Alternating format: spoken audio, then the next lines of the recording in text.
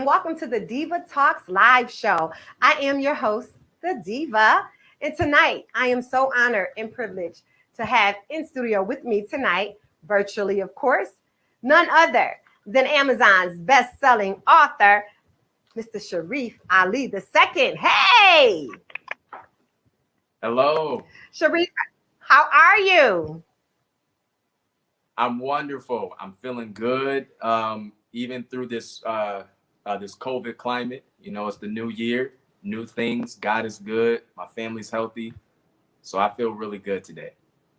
Well, that's good. So before I get started with the interview with you, I'm going to do something a little bit differently. Now, you already know the interview is all about you, but I want to talk about your wife first. She bad. She is bad. And if you don't know why I'm saying that, your wife has a fitness program, correct? Yes, she does. Awesome. And I think it's something like she's bad or she bad or something like that. She bad fitness, baby. She Bad fitness. Yes. Now, listen, I wanted to talk about that because it's going to lead me into where we're going, but it's not your regular fitness program. Trust me, it's a sexy exercise. It doesn't even look like exercise or feel like exercise, but the end result is like you're exercising. And I just wanted to applaud her for that. So that's why I wanted to start off with that. Shout out to Miss Felicia Ali because she's doing her thing. She's doing her thing. Yes, she is. So tell us a little bit about your family. So I think we have sort of a delay, and there were some issues with the Wi-Fi on Shareef's end. So we are going to continue to talk until he pops back in, and I think he just popped back in. Are you there, Shareef? I am again now. Yes. I think there might even be a delay going on, but you know what? We just gonna keep moving and shaking what we're doing best. And tell us about your family. So, as we mentioned before, I'm married to my wonderful wife, Felicia C. Ali, and she is my inspiration. She is the chocolate to my milk. She is the sweet to my pea. She is everything that I need and more. So I have my wife and my three wonderful children. My firstborn, Shareef Ali III. My middle child is Saya C. Ali, who is my precious daughter. She's my garden. And my youngest son, Saj Isa Ali. Beautiful, just beautiful. So you said all of that about your awesome family and especially your beautiful wife. I really look to you guys, and you are such an inspirational couple. I will say this though, you guys pushed the envelope, you tipped the chair, and you flipped the table. You love, and you don't have a problem showing the love. I know that you had a YouTube show, and it was with the Ali. So talk a little bit about the YouTube show and how are you able to, confess so much love for each other on the camera, being unapologetic. So the show, it's a YouTube show, and it's called All Day with the Alis. We actually started it not as a show. We started it simply just to chronicle our lives. Let me tell you what the psyche behind it was. Alicia and I thought when we had our firstborn and we were getting ready to have our second, we were like, if something were to happen to us, God forbid, but we would love for our children to know who their mother and father was. So we thought that the best way to do that would be via YouTube. So we started on her pregnancy journey, and then it went from like hundreds to thousands to about like 1 million people were viewing it. And then we were like, oh, shoot, it's something here. Maybe we can impact more people. So we just thought, let's kind of show people just our everyday life. They called it family vlogging. And we literally just take people throughout the day and throughout our life, showing what we do in home, out of the home, our ups and our downs. We were the first family in Buffalo, New York to actually start a family vlog. And I'm glad to see it's been like a trickle effect, and to see a lot of people do that now too. And so, I mean, the reason why we can do what we do unapologetically, like you said, is because it's authentic. You know, I'm not trying to be any other character, and my wife isn't trying to be any other character either. We give out there into the universe exactly what we give in the home. I think that our children are the testament of how we really are in the house. If our kids were sitting here hating up on one another and like, mom and dad really don't do that. When you see my wife twerk, I'm the person that's on the camera holding, like, do your thing, baby. When you see us in the kitchen and we dancing and we're kissing and we're loving on each other, that's just what it is. And I think that lastly, it was an issue for a lot of people. We were kind of like, excuse the analogy, but like the Native Americans that went over the hill and they had to get like shot by other people and then they went back to their tribe. Like, we can go and we can charter that territory, but it's some guns and there's some fire there. So be careful. We had to go first and receive a lot of criticism. You know, people are like, you're doing too much. You're a preacher. You shouldn't be showing that. All of the polished work. And for me, I always thought, if Jesus was here today, I believe that he would be a vlogger. And the reason why is because he loved to tell stories. Okay. And like the parables. And so I'm doing nothing but showing a story of our life. And you know, that was what I meant by you push the envelope, you tip the chair, and you flip the table. Because as you mentioned, you are a preacher and you're young. You know what I mean? And you're showing people that you can love God and you can do what you need to do, but at the same time, you can have fun. And while doing it, love on your wife, love your family. You know what I mean? So what type of pushback did you get? Yes. Can you hear me, Shareef? Will you say it for me one more time? I apologize. That's okay. I said, you know, I had mentioned in the beginning that, you know, you do push the envelope, you tip the chair, and you flip the table. And I love every moment of it. And you mentioned that you were a pastor and you got some type of feedback. What is the feedback that you do get back? Because like I said, you know, you're a young couple and you're showing what it's like to be in love and to still have Christ in your life. So what type of pushback were you getting? So I think from the older generation, like of preachers, it was a lot of preachers who would bring me over to the side and say, you know, you're probably exposing a little bit too much. People see you as Elder Ali and that you're supposed to live this type of lifestyle. They see you as the nice guy, as the man who sings and who preaches and who prays. And having a wife and you showing you guys dance online or showing your love in the way that you do, I didn't receive a lot of raise and like, ooh, good job, go, go, go. And not that I was expecting that, but it took me aback when I did not get the support. And my wife as well, so much so that my wife would even look to me at night and say, you know, maybe this isn't good. Maybe the way that we're showing our love and like being honest isn't what people should see, because maybe it's affecting your ministry. And finally, I spoke to another preacher who was actually Bishop Blake, who is the presiding bishop of like the Kojic Church. And I told him about everything that was going on because I saw him in the airport. And he praised every single bit of it and said that, you know, the older generation has a certain way of doing things and how they want to see things done. But you are the leader of the new school. And so you need to bring people into the wave, how you are able to connect with them. Because at the end of the day, it's all about love. It's all about family. And we're being a model. And so I took that and I'm like, yeah, you know, I just think that people typically speak from a place of judgment. And when you don't judge, like you're self-righteous, when you don't judge, you can then become aware and understanding of how people are. But to me, the people who are around my age bracket, they can look to this marriage and say, I think that there's hope, and I know that there's hope for me. And that helps me to go to sleep at night because I know that our marriage is affecting and infecting other people in a positive way. That's awesome. That is so true. That is so true. Speaking of marriage, how long have you been married? I've been married for 8 years, and we have been together for 12. Okay, okay. So again, like I said, young.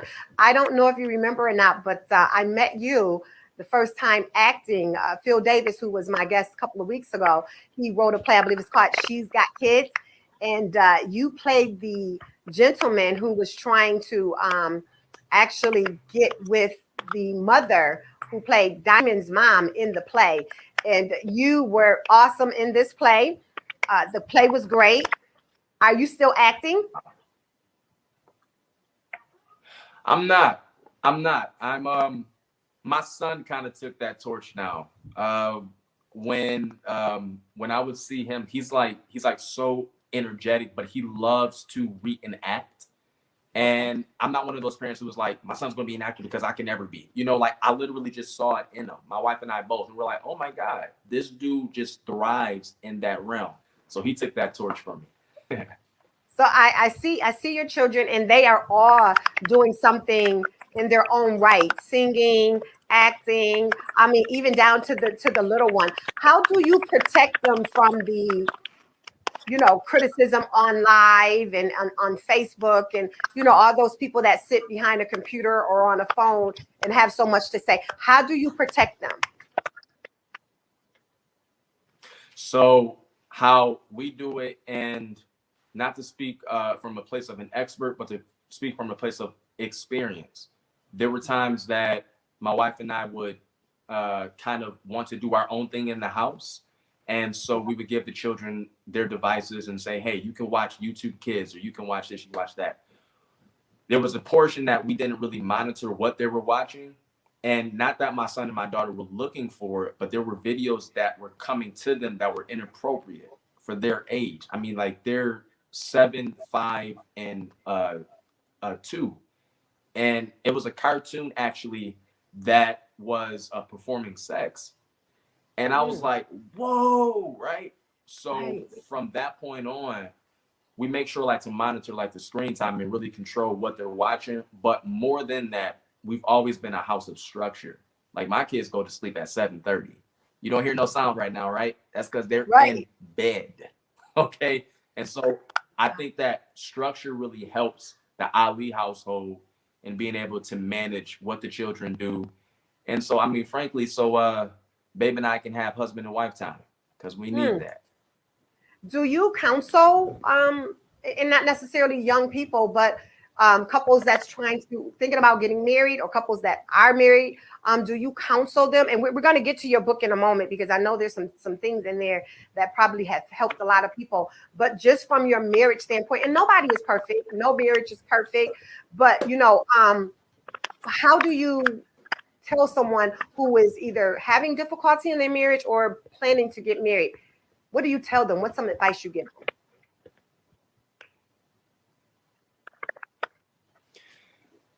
So for me, um, we did a lot of work in the beginning before we even became married. And I would interview many couples who were married over 20 years, over 30 years, and said that they were happy, right? And so you would hear things like communication is key. You got to respect one Mhm. another. You got to do this, you got to do that. I mean, like the typical things that you read in books. But what I found is one thing, like it was this one couple, this guy, I looked at him and I said, what's the secret to marriage? He looked at me, he looked at his wife, he looked at me again, he looked at his wife, he looked at me again, and he said, yes, honey. And I'm like, okay, yes, honey. So what I took from that was it's not so much about being able to communicate. That's important. But what's more important than that is being able to speak the same language. You see, I can communicate with a dog, and the dog can communicate with me. I can say hello, dog, and he can say bow, wow, wow, wow, wow, but I don't understand what he's saying, and he doesn't understand me. But if we speak the same language, then you start to turn the key. Then the light bulb it actually goes off. So when he does things that you may not understand because you speak the same language as him, now you can understand. Oh, I understand why he talks to me that way, or why he does that. That just means love for him. And it's the same thing for a woman.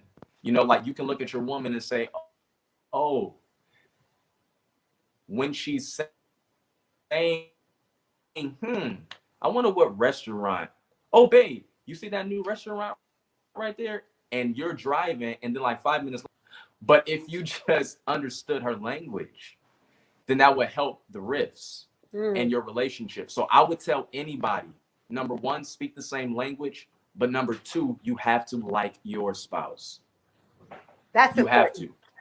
You have to. There are many times that my wife and I, we can have our arguments. We may say and do things that we don't like, but if I'm upset with her and she's upset with me, I still look at this woman. I'm like, girl, I just like you. There's no denying that. You're my friend. You my ace. You are the Bonnie to my Clyde. And she feels the same way about me. So liking each other is very important and speaking the same language. Those are my two ingredients. Some free advice, and being in this game of marriage almost 28 years, I will definitely have to agree with you. Definitely have to agree with you. Before we move on to this awesome book here, how long did you and your wife know each other before you were married? So we knew each other so we saw each other, I'd say 2 years before. Well, no. Let me tell the story right. She saw me before I saw her, and that's just because of the church that we went to. Is a big church, True Bethel, and I've been preaching since I was a teenager. So she saw me when I was 16 years old. Okay. I then noticed her when I was about 20. We didn't start talking though until I was 21. So yeah, she she noticed me before I noticed her. But when I saw her, I was like, oh, I want her so bad, right? And then she came over to me and said, you're cute. And then she came to me and she bent down. She looked all sexy and all that. And I was like, oh my God, what is she about to say? And then she says, my friend over there wants to talk to you, right? I'm like, oh, the girl of my dreams is hooking me up with some other female. This wasn't really her friend, but it was a girl who came to her and said, I really like him. So she was like, okay, well, I'll try to get y'all together.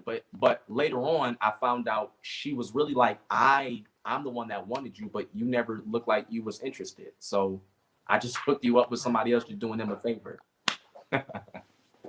Wow. What a wonderful story. A love story. And here we are.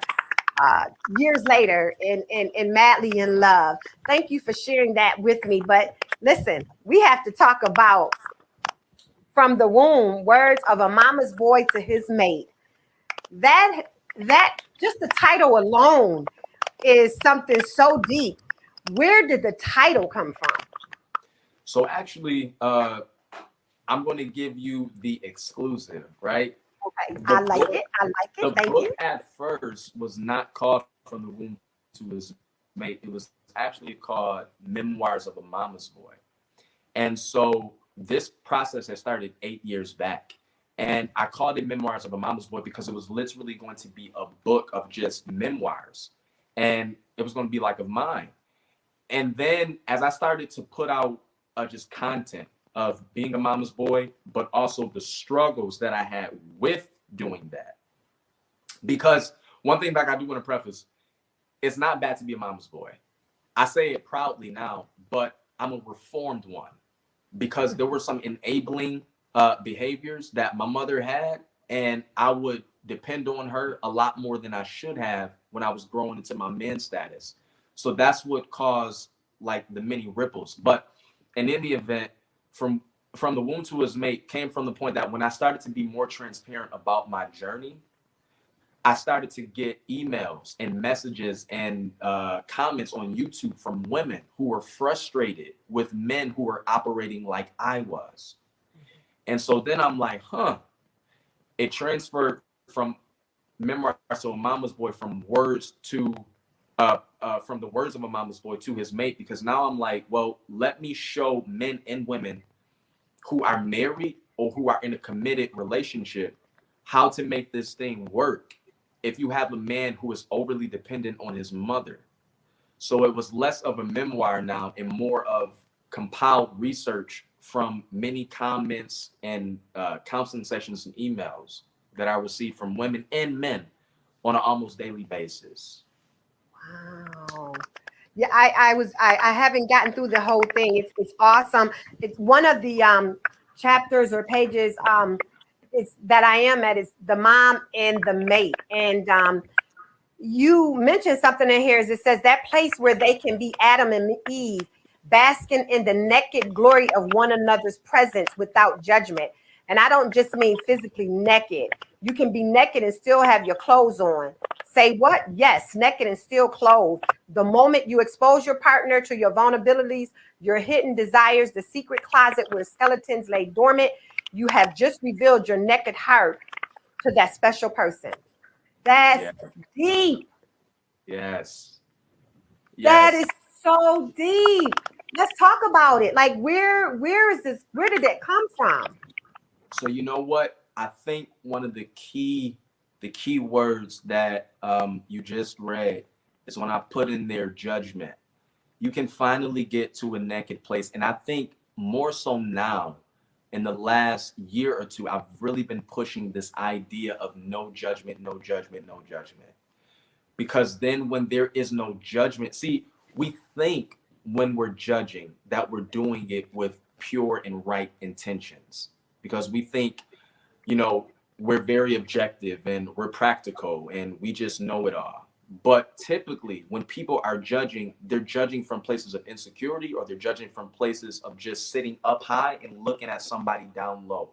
Mhm. And it's way easier to do this, to point the finger, than it is to do this and to point the thumb back at you. Right. So where that came from is my wife afforded me the opportunity to grow because she did not place judgment on me. You see, she pulled me to change. She didn't push me. And a Mm. lot of us like to push people to change. I always make the example of if you're riding in your car and you're speeding, and then a police officer was to pull you over, and they came to your car, your heart is beating, you're like, oh my God, am I about to get a ticket? This is too much. I don't want to do this right now. Am I about to get shot? You know, whatever it is. And he comes to your door or to your window, you roll it down, he asks for your license registration, he comes back to the car, and then he says, listen, I'm going to let you go, but don't speed anymore. And you're like, okay, officer, you pull off. You may do the speed limit for the next half hour or an hour because you don't want to get pulled over again. But typically speaking, we go right back to speeding. We go right back to breaking those rules. That's because the officer pushed us. And a lot of us are officers in our relationship. We telling you, this is the rule. Don't break it. Because if you break it, this is what's going to happen. That's not going to incite change in me, boo. If I have an issue with being overly dependent, or you feel like as a man, I don't know how to stand up, then I need you to make manhood and and like independence and make strength exciting to me. Don't push me and tell me who I need to be. Show me by pulling me and making it attractive to me. And my wife, she attracted me to change. She made the growing process easy because there was no judgment. And I was able to strip off everything and be totally naked with her and say, these are my vulnerabilities. This is where I feel insecure in. This is what I believe my mother, even though she is a beautiful mom and I love her to death, this is where I think that she may have lacked in helping me to grow from a boy to a man. And this is where I need help. And it was even so much to the point that I had to become utterly honest with her and say, listen, I know that I'm supposed to be treating you like my partner, but I'm making the mistakes from time to time of not treating you like a partner, but making you my parent. And there have been men who literally, and you especially, beautiful Black women, y'all know, there are times that us as men, and I'm not speaking against us, but there are many times that we put a lot of responsibility on you. And instead of being the wife, we make you our second mom. And Wow. so, like, y'all managing so much, and we just sitting back like, oh, and then you get frustrated, like, why aren't you doing this? Why aren't you standing up? Why are you doing that? And you're just like, as the man, oh, I just thought that you had it, you know? So I didn't want to get in your way. That's what I was doing. And so, but she helped me because she didn't always point the finger and say, you need to man up, you need to be straight. I can't believe I can't be with no dude like you. I didn't get that energy. So she helped to build me. Wow. Woo. I'm telling you, all I can say is get this book. If you don't have it, get it, because it's not just for a mama's boy. It's for everybody, men and women. It is deep. Married, not married. It's deep. Yes. Sharice, guess what? We're out of time. Oh no. I know. This happens all the time. And I'm telling you, I have so many cards. I mean, we talked about so much. I mean, I just wanted you to touch the surface of this book, but not give away too much, because this right here, I see why it's a bestseller. It is awesome, an awesome read, a great read, an easy read. And you have to go get it. Tell them how they can get it. Yes, I would implore everyone to please purchase the book. You can go to either my website, which is www.fromthewomb2hismate.com. And once you click on the tab that says order here, it will reroute you to Amazon, and you can purchase it there. Or you can just go directly to Amazon, and you can purchase it from that too by just typing in From the Womb to His Mate. And if you want to as well, you can, this is what I would like to offer your audience, if I will. If you will go to my Instagram, Mr. Aim for I Am, that's MRAIM, the number 4 IAM. Give me a DM and say, I want the book. I have something special for you, and I'll make sure that I would give you a free ebook for the first 10 people who go over right now to Mr. Aim for I Am, and you inbox me, and I'll make sure to do that. Wow. Make sure you let them know it's from the Diva Show. Yes, indeed. Yes. Yes, indeed. And how can they watch you on YouTube?